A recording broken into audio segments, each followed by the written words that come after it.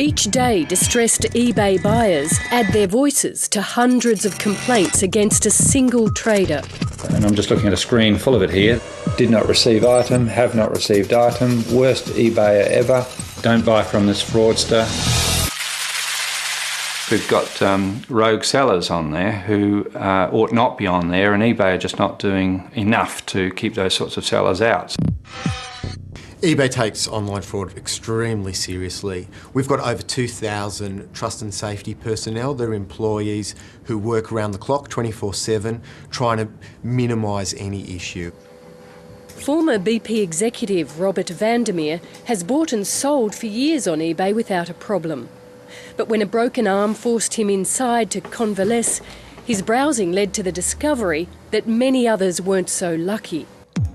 What he's seeing here is the wreckage left by a New South Wales-based iPod seller, Daily Depot Deals, who has failed to deliver hundreds of iPods and is not responding to buyers' complaints. Looks very much to me to be fraud. Of even more concern to Vandermeer is eBay's silence. eBay has gone to ground. They're not saying anything. So we have 200 victims and counting, totally in the dark. They really don't know where they stand, where to go. It's very easy from people who are looking at these things from outside without the full information, which unfortunately I'm not at liberty to go into because we do have a privacy agreement in place with all of our members, but I can assure you we address these matters extremely proactively. While eBay maintains it's doing everything it can to prevent criminals operating on its site, police have no doubt online fraud is a growth industry. Online fraud is a massive problem. It's very pervasive, it's out there, it's global. Brian Crooks is a victim of what may turn out to be the largest fraud committed on eBay in Australia. He lost more than $3,000. I was really looking for a quad for Brad's birthday because he really, really wanted one. And we browsed through the internet and we found one that fitted the bill exactly. Brisbane-based eBusiness Supplies, or EBS, was eBay's 7th largest seller in Australia. To pay for the bike, Brian Crooks used eBay's online payment system PayPal, believing it protected him against fraud. PayPal is the only payment method that offers up to $20,000 in buyer protection. But 6 weeks later, despite emailed assurances from EBS, there was still no bike. Another one telling you they're going to close it. The second delivery date on the 10th of July, when it didn't turn up, that's when the alarm bell started to ring for me. EBS was only days from liquidation. Its owner had reportedly fled to China, leaving behind around 2,000 buyers waiting in vain for purchases worth more than $1 million. But was it fraud? We're not experts in financial audits. We're not experts in going through companies' records. It's perfectly normal that liquidators would go in, they would wind up the assets of the company, they would look at the books, the balance sheets. If they find a problem, they then refer it to us, and that is normal business.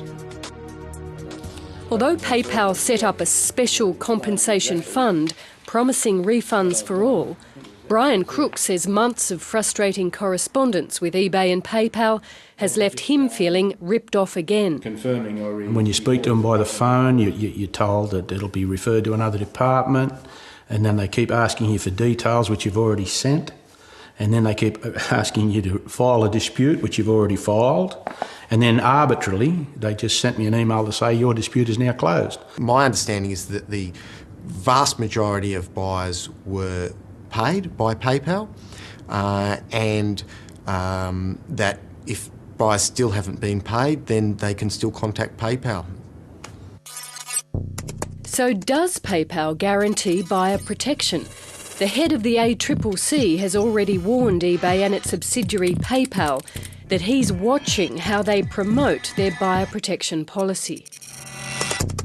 If those terms and conditions are, for example, set out in small print, which people don't read or can't understand, then there's a prospect of consumers being confused to the point of being misled or deceived.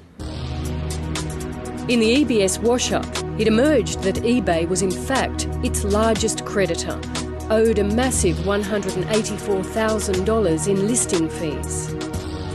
The $184,000 from EBS would have rung a few alarm bells. So we acted very, very promptly on this, and we followed our due process, which I've outlined earlier, and I think the amount we're owed really speaks more to the volume of listings that the seller had rather than the time frame. All feedback. But Robert Vandermeer argues eBay must have known EBS was in financial trouble for months, while continuing to extend credit to the ailing company. EBS is their 7th largest seller, and with sales of $2, $3, $4 million a year perhaps, then eBay profits quite well from the commissions on those sales. So it's in their interest to prop up a seller and keep them selling, both from a reputation perspective but from a purely financial perspective. Whether the EBS debacle is ultimately revealed as fraud or not, the scandal has led to calls for tougher regulation of the online marketplace. I don't think there's any a real motivation for eBay to stop fraud. They still benefit from fraudulent sellers because they still collect the fees.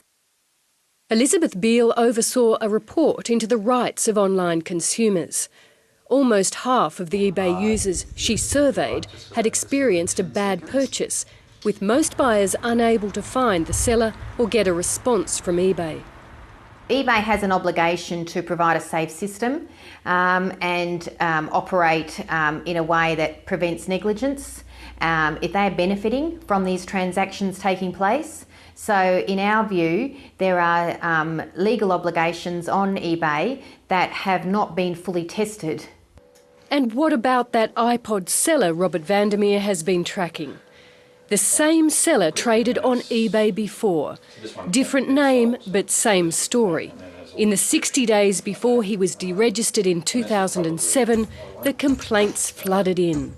This person hasn't changed their ways, and eBay has allowed them to re-establish and repeat the exercise.